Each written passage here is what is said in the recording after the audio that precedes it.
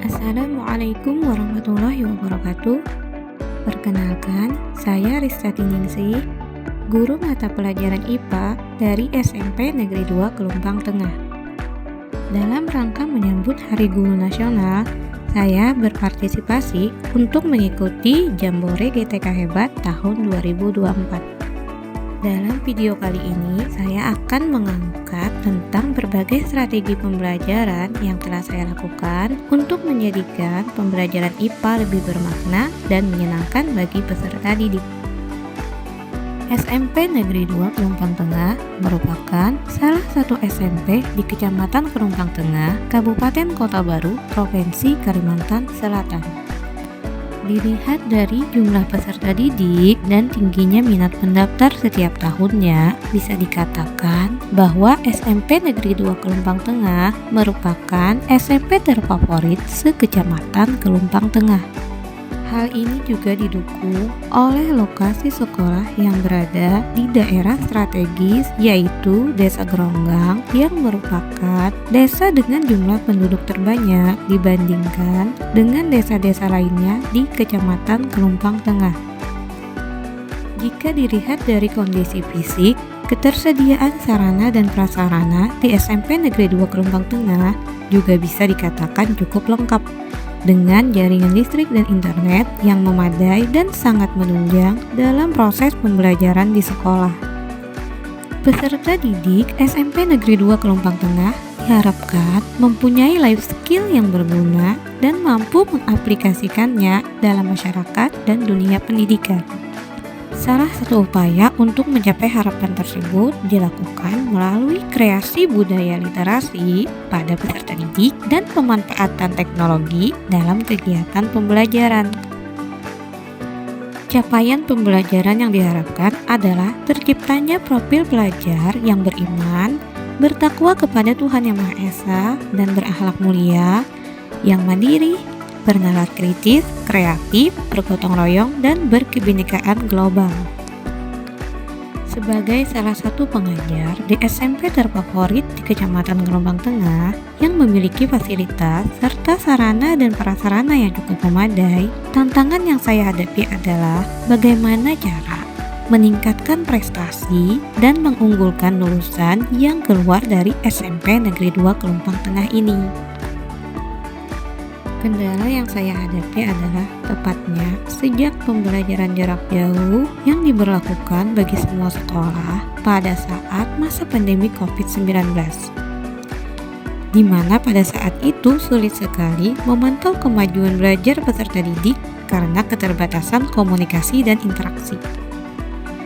Saat pembelajaran tatap muka kembali dapat dilaksanakan secara normal, yang saat itu juga bersamaan dengan diberlakukannya kurikulum prototipe hingga berevolusi menjadi kurikulum merdeka, saya merasakan kurangnya respon dan minat peserta didik dalam pembelajaran di kelas, khususnya dalam pembelajaran IPA yang saya ampu.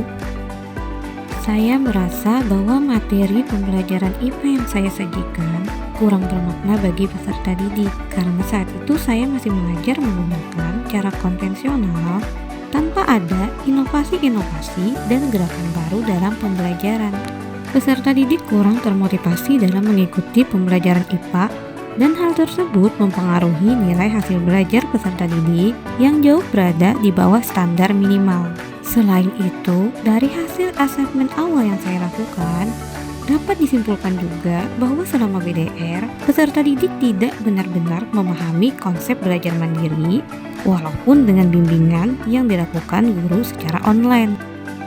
Untuk meningkatkan minat serta motivasi belajar peserta didik dalam pembelajaran IPA, saya mulai mengubah gaya mengajar yang saya lakukan, baik dalam hal pemilihan media dan konsep penyajian materi, serta strategi pembelajaran yang saya lakukan, dengan memanfaatkan segala fasilitas dan media pembelajaran yang ada di sekolah, dengan tujuan utama memberikan pengalaman belajar IPA yang bermakna dan menyenangkan bagi peserta didik. Beberapa kegiatan dalam pembelajaran IPA yang telah saya lakukan adalah sebagai berikut. Pertama adalah praktek pembuatan model tata surya menggunakan bahan plastisin dan kertas karton. Yang kedua adalah praktek induksi elektromagnetik menggunakan kit praktek yang ada di laboratorium IPA sekolah. Yang ketiga adalah asesmen formatif menggunakan aplikasi Quizzes mode kertas.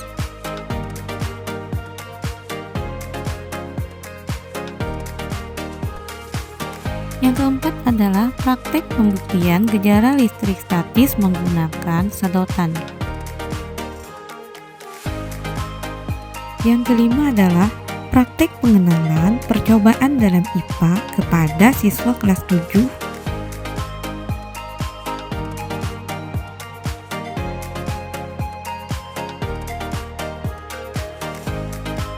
Yang keenam adalah pembelajaran model tur keliling, di mana setiap kelompok siswa secara bergantian akan mengunjungi meja-meja yang ada, dan pada setiap meja akan disajikan satu topik tertentu. Yang ketujuh adalah model presentasi kelompok. Setiap kelompok akan diberi kesempatan untuk menjelaskan satu bagian materi tertentu. Yang kedelapan adalah kuis untuk menguji pemahaman menggunakan aplikasi Wordwall.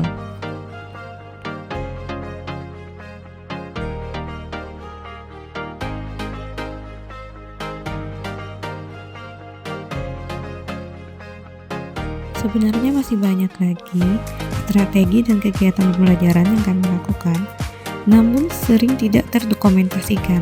Secara umum, strategi yang saya lakukan itu bukanlah suatu hal yang baru dalam dunia pendidikan. Namun ketika benar-benar diaplikasikan dalam kegiatan pembelajaran, ternyata memberikan hasil yang positif. Peserta didik menjadi lebih bersemangat dalam mengikuti pelajaran. Strategi-strategi pembelajaran tersebut pun memberikan pengalaman belajar yang menyenangkan dan bermakna bagi peserta didik. Salam Jambore GTK Hebat tahun 2024